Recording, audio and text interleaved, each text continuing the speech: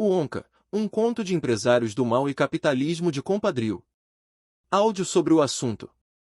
O Wonka, 2023, é um filme que mostra que antecede a amada história de A Fantástica Fábrica de Chocolate, de Roald Dahl. O Wonka conta a história de um jovem Willy Wonka, um vendedor de chocolate em ascensão e mágico, que desafia o domínio de um cartel de chocolate. Como se poderia imaginar, o filme é repleto de cenas que colocam a iniciativa privada sob uma luz negativa. Os principais vilões são empresários estereotipados do cinema que farão de tudo, até mesmo assassinatos, para alcançar sua ambição de lucros mais altos.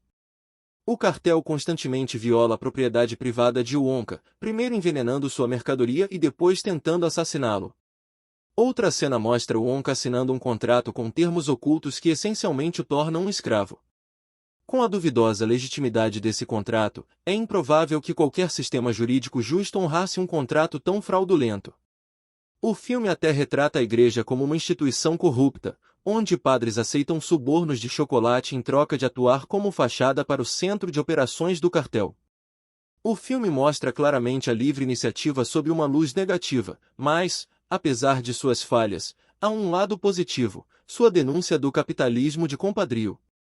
Mesmo que os maus empresários sejam os principais vilões do filme, esses empresários utilizam o governo para manter seu domínio sobre a indústria do chocolate. Sem a intervenção do governo, não haveria conflito, exceto por talvez o Wonka precisar pagar aqueles que o escravizaram injustamente. O Wonka sonha em montar uma loja nas Galerias Gourmet, um centro altamente movimentado onde empresas de chocolate estabelecidas se instalam, que está repleta de regras onerosas que punem os novos entrantes no mercado. As vitrines vazias têm avisos como "Não sonhe acordado", que vêm com um cronograma de multas que são vigorosamente aplicadas pela polícia. Uma cena inicial mostra um policial admoestando Wonka por sonhar acordado, estendendo a mão para o pagamento da multa. Tal regra certamente sufocaria a concorrência potencial para aqueles que sonham em abrir sua própria loja.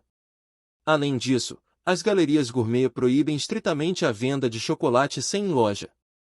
Este é o maior impedimento para o Wonka durante a maior parte do filme. Sem uma loja, ele não tem legitimidade legal para operar seu negócio. O Wonka tinha que ficar constantemente um passo à frente da polícia.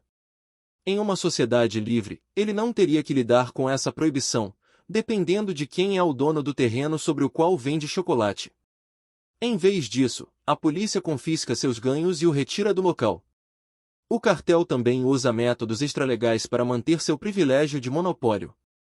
O chefe de polícia é pago pelo cartel do chocolate ao longo do filme.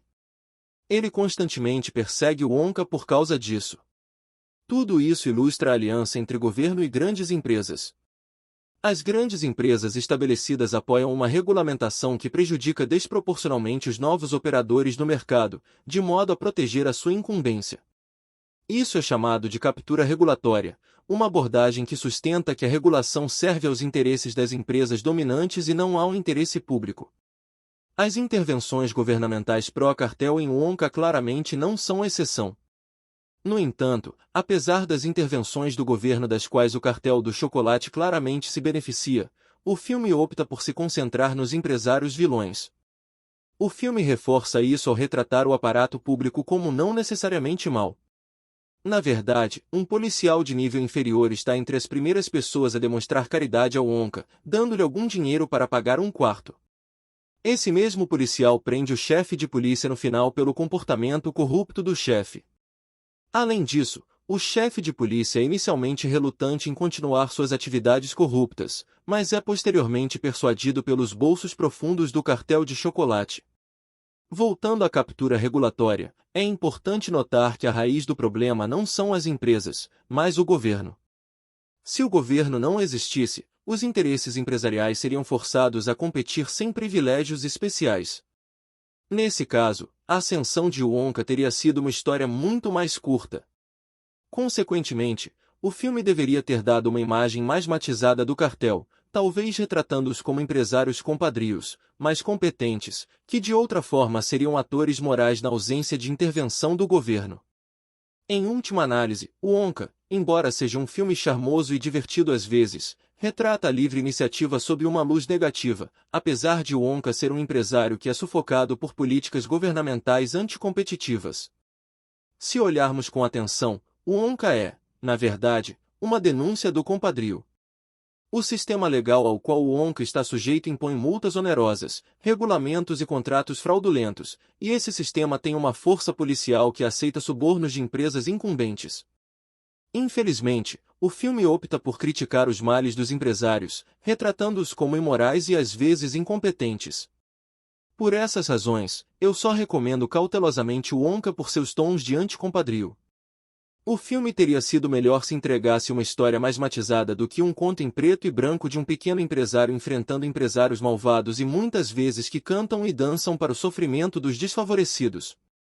Por Benjamin C. Vers.